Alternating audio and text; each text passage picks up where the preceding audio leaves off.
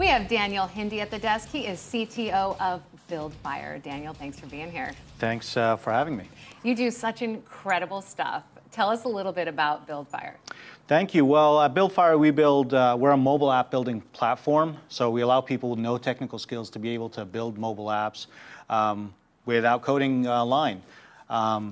We do a lot of different mobile apps for a lot of different industries, and one of them is real estate, and I think we're going to talk about that a little bit more today. Yeah, definitely. How the tech industry is really shaking up the real estate industry. Tell us how that's working. There's so much going on. I mean, the industry is ripe for disruption anyway. So it's extremely competitive. There's actually incubators now that deal specifically with startup companies that are dealing with real estate. Zillow made a few announcements that's shaking things up in the past couple of days. But you'll see a lot of different technologies emerge in the next 5 years that will really shake up real estate.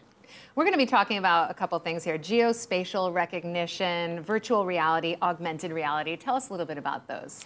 So as the market becomes a lot more competitive, people are trying to innovate in ways, and part of this we're doing at the BuildFire R&D department, is to give a more visceral experience for people shopping for homes. One of them are, as you experience a house, the house becomes a museum. As you pass by certain rooms or certain pieces of furniture, your phone will start speaking about that room or about this piece of furniture or about this view or the history of this house. So it almost changes your home into a museum, and it gives that that elevated experience for people. Right. We're talking about augmented reality. You can see a view. We're actually looking at a particular home in Dana Point where it has this beautiful view of the ocean, and as you pull up your phone, you can see that exact same view, but while it's raining, during sunset, during dusk and dawn, and all the different elemental changes that it goes through while you're looking through the live view of that portal. Virtual reality obviously has been there for a while. So as you can take a virtual tour of the house, right, but even elevating that by projecting you into it and seeing yourself and your family into that virtual reality. And really being able to visualize it. Because it's an emotional experience. Yes. One thing with real estate, it's not just your brain. We were talking about this a little bit earlier, is that most people know if this is home or not. The rest of the process is just justifying it to yourself why I should buy this home. But if it doesn't speak to you on an emotional level, that transaction is not going to happen. And we also have the voice integration with technology like Alexa, like Google Home, that is also impacting real estate.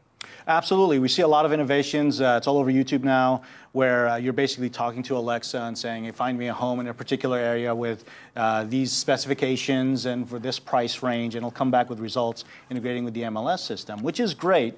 The underlying technology is being used in slightly different way that I think will be more effective, in my opinion. So for example, Alexa and Google Home and the other players in the industry have a market place for integrations for that voice communication. So for example, I can ask for a stock price, and it'll integrate with a third-party API to get me that stock price.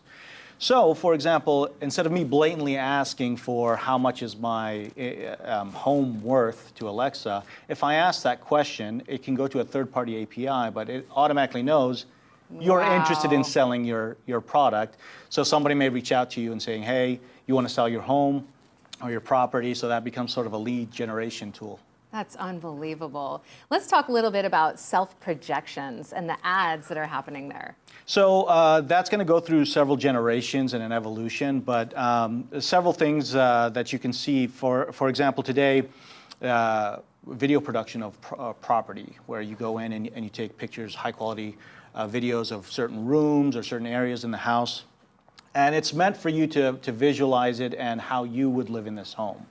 However, if you project certain images, if you project even naming of rooms to personalize the experience for the buyer, for example, if this room could be a yoga studio, it says Jen's yoga studio, Daniel's office, and it personalizes it on a level, even if it's the kid's bedroom, and you name the kids there, it projects your self and your persona on that video. The next generations will be more actual virtual reality and 3D renderings of you in that space.